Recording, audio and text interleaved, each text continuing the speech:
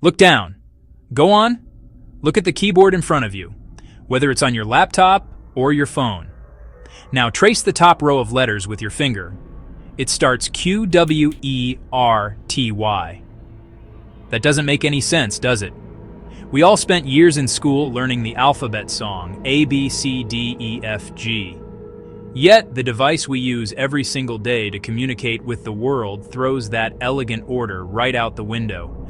It's like designing a car where the brake pedal is on the ceiling. Why on earth would anyone create something so intentionally counterintuitive? It seems like a bizarre, almost comical design flaw that has somehow survived for over a century. The answer to this question isn't found in modern computer science or ergonomic studies from the last decade. Instead, it's a story that takes us back to a time of steam engines, gas lamps, handlebar mustaches. It's a tale about a brilliant, frustrating, and very mechanical problem.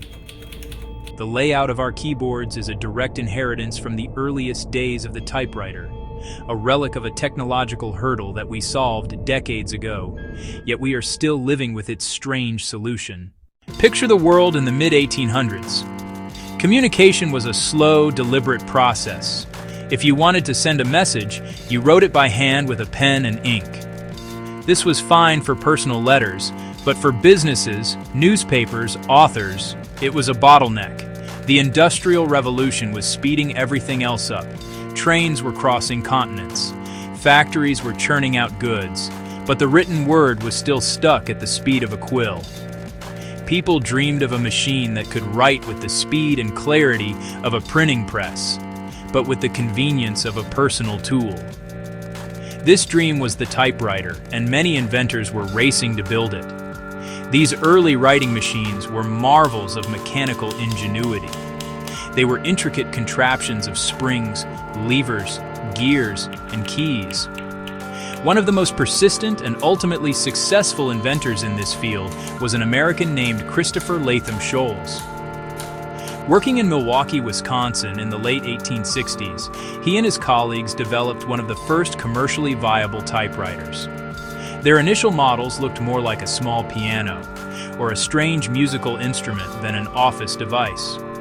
The goal was simple: press a key and have the corresponding letter appear on a piece of paper, neat and uniform. The core mechanism was both brilliant and delicate. Each key on the keyboard was connected via a series of levers to a metal arm called a type bar. At the very end of this type bar was a small piece of metal with the reversed image of a letter molded onto it. When a typist pressed a key, the corresponding type bar would swing up in an arc, strike an inked ribbon, and press the letter onto the paper, which was held in place by a cylindrical roller called a platen. After each letter was typed, the platen would automatically shift one space to the left, ready for the next character. The early typewriters, including the one developed by Sholes, had a critical design flaw rooted in their mechanical nature. All the type bars rested in a circular basket underneath the paper. When a key was pressed, its type bar had to swing up from this basket to strike the paper at a single central point. The problem arose when a typist became too fast. If they pressed two keys in rapid succession, especially two keys whose type bars were located close to each other in the basket, the arms could move at almost the same time. The first one would be swinging back down as the second one was swinging up, and they would collide in midair. This collision was known as a type bar jam, and it was infuriating.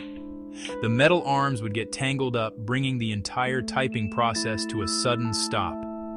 The typist would have to pause, reach into the guts of the machine, and carefully untangle the jammed arms before they could continue. This was not just a minor inconvenience, it completely defeated the purpose of a machine designed for speed and efficiency.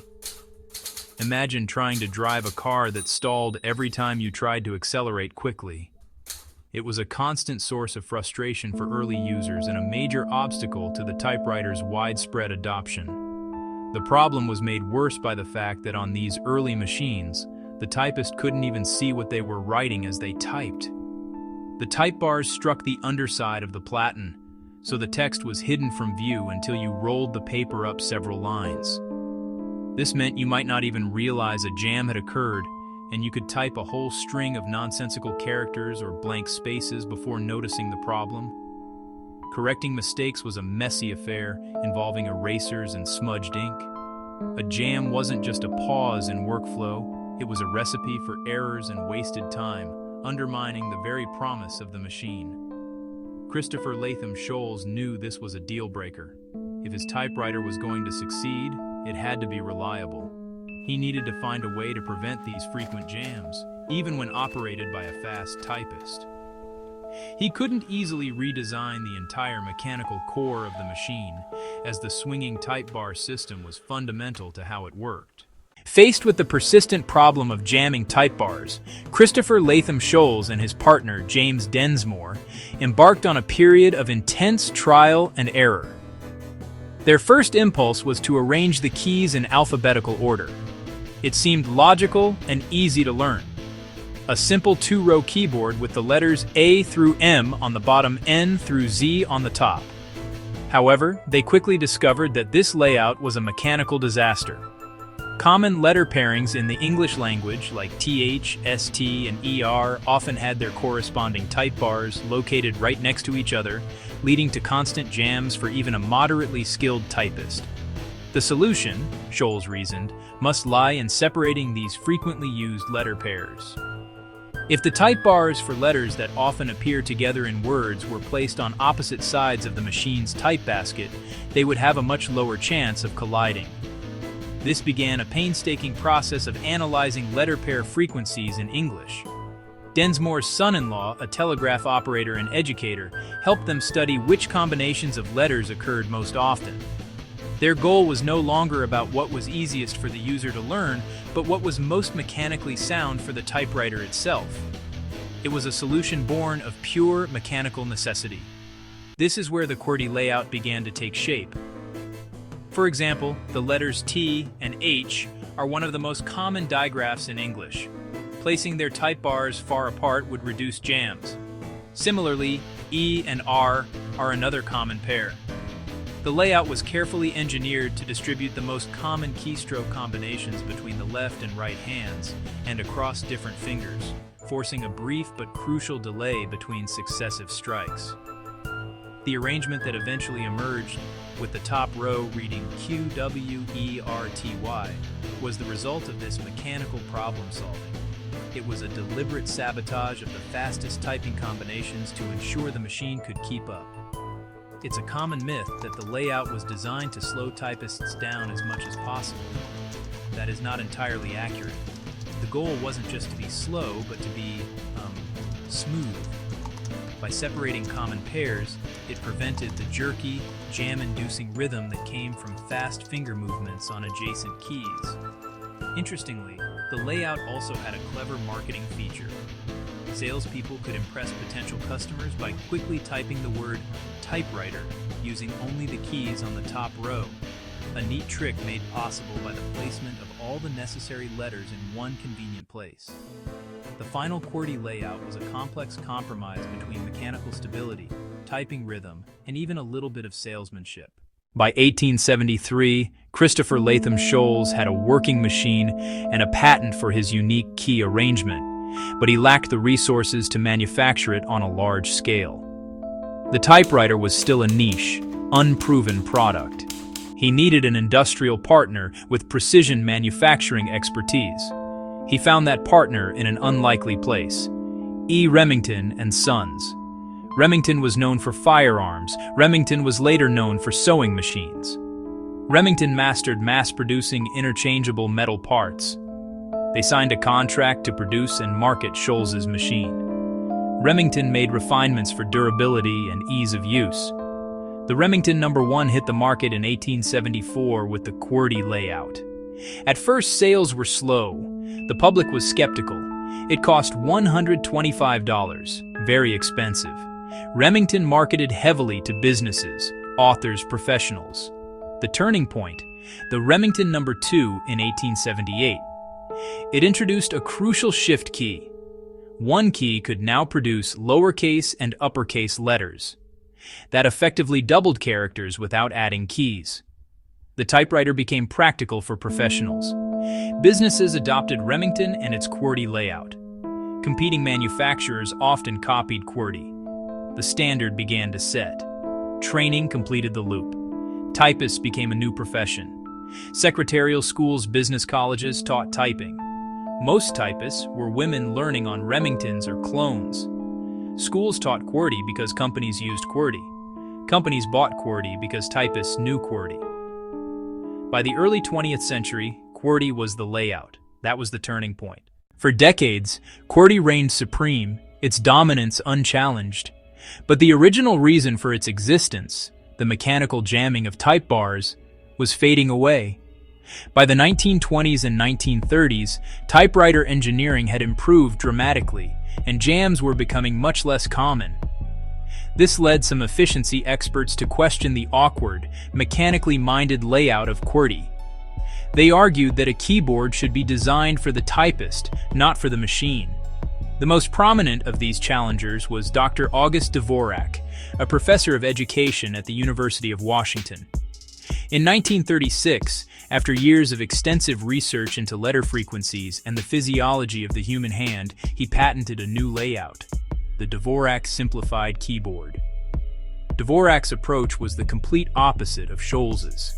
Instead of separating common letters, he put them all in the most convenient place possible, the home row. On the Dvorak layout, all the vowels, A, O, E, U, I, are on the left hand's home row, while the most common consonants, D, H, T, N, S, are on the right. This design philosophy was intended to maximize typing speed and minimize finger movement. Dvorak claimed that a typist could write thousands of common words using just the home row, whereas on QWERTY, the fingers have to constantly jump up and down. The goal was to promote a more natural, rhythmic, and less fatiguing typing experience. Despite claims of superior ergonomics and speed, some early studies, many conducted by Dvorak himself, suggested dramatic improvements. The Dvorak layout failed to gain traction. The world was already too deeply invested in QWERTY. But the dream of a better keyboard didn't die. Decades later, in the age of personal computers, a new challenger emerged. In 2006, a programmer named Shay Coleman introduced the Colemak layout. He aimed to create a modern alternative that was not only efficient, but also easier for existing QWERTY users to learn. Colemak is a clever compromise, designed to fix the problems of QWERTY without the steep learning curve of Dvorak. Colemak keeps many of the non-alphabetic keys like backspace, shift, and enter in their familiar QWERTY positions. It also leaves some of the most common shortcut keys, ZX, CV, for undo, cut, copy, and paste, in place. It only changes 17 keys from the QWERTY layout, while Dvorak changes nearly all of them. The home row in Colemak is also designed for high-frequency letters, A, R, S, T, D, H, N, E, I, O, aiming for a comfortable, low-strain typing experience. Colemak represents a more pragmatic approach to keyboard reform, acknowledging the deep-seated power of habit while still striving for a more logical design. So, if layouts like Dvorak and Colemak are demonstrably more efficient, why are we not all using them? Why did the better mousetrap fail to catch the world's attention? The answer is a powerful economic and social concept known as network effects and switching costs. By the time Dvorak introduced his keyboard in the 1930s, the QWERTY network was already massive. Millions of typewriters used it, millions of people were trained on it. Training manuals, secretarial schools, business practices had been built around it. QWERTY had become the standard simply because it was the standard. For an individual or a company to switch, the benefits had to massively outweigh the costs. An individual would have to spend weeks or months unlearning muscle memory and retraining their fingers, during which time their productivity would plummet. A company would have to retrain its entire staff, a logistical and financial nightmare. The promised speed gains from switching to Dvorak were often debated. Dvorak's own studies showed big advantages, but later independent research found more modest gains, typically in the range of 5 to 15% for expert typists. For the average person, that small speed bump wasn't worth starting over.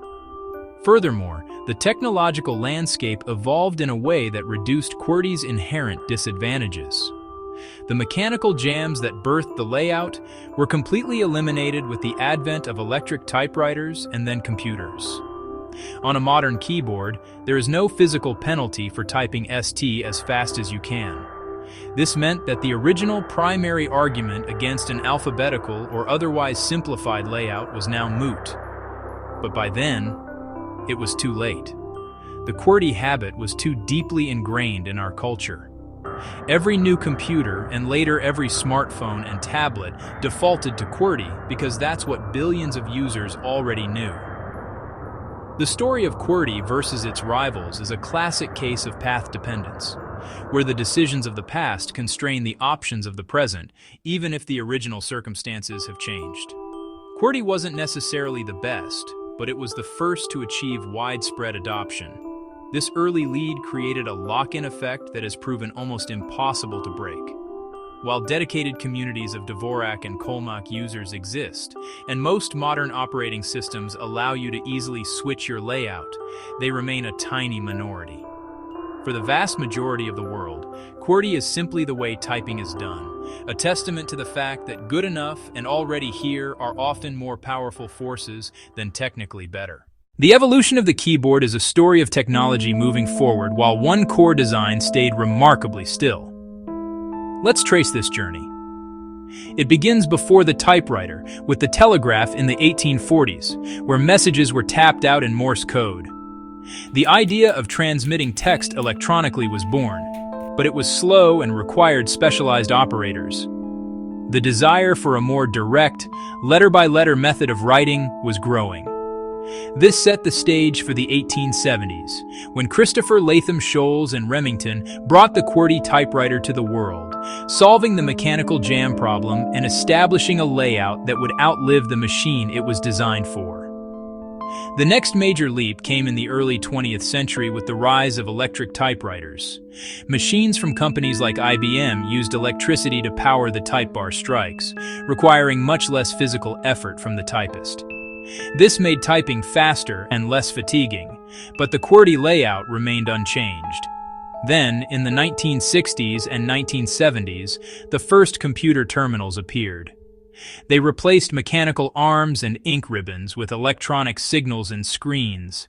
There were no type bars to jam, yet these new devices faithfully reproduced the QWERTY layout of their mechanical ancestors, because that's what every user expected.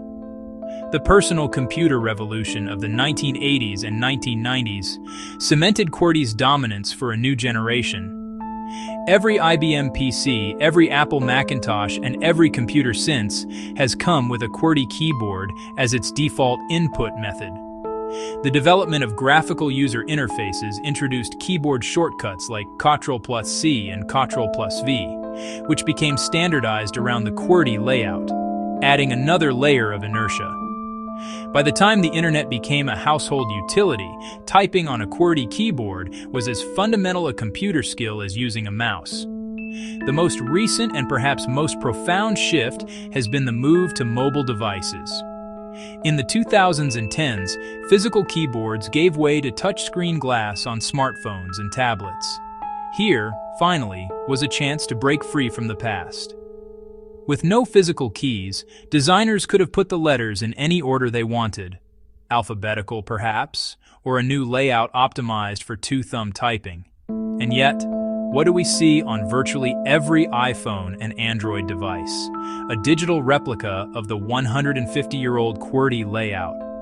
The pattern learned on clunky metal machines has been so thoroughly internalized that it now dictates the design of our most advanced personal technology. So, the next time your fingers dance across the keys to type an email, to type a novel, to type a simple text message, take a moment to consider the history beneath your fingertips.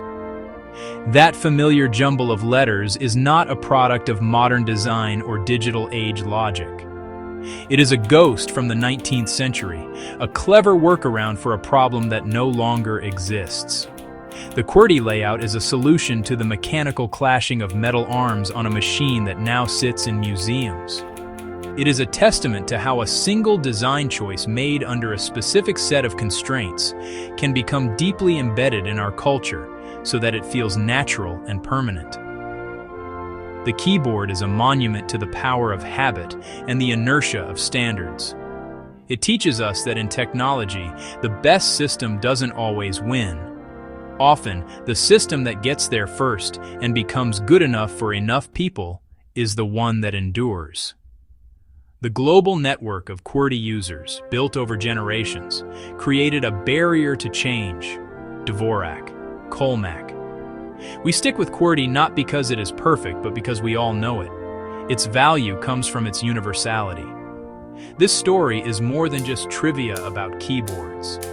It's a powerful lesson in how the past shapes the present. The decisions made by inventors and industrialists over a century ago continue to direct the movements of our hands today. Every time you type, you are participating in a legacy that stretches back to Christopher Latham Sholes and his struggle to keep his machine from jamming. It's a subtle but constant reminder that we are often navigating the modern world using maps drawn by our ancestors for a territory that has long since changed. And so, the strange, illogical, yet utterly familiar layout of QWERTY persists. It's on our desks, it's in our laps, it's in our pockets. It has survived the transition from mechanical to electric. It has survived the transition from physical to digital. It has survived the transition from desktop to mobile. It is a design choice born of a forgotten problem, which became a habit, which in turn became a worldwide standard. This humble arrangement of letters is one of the most successful and enduring designs of the modern era, not in spite of its flaws, but because it got there first.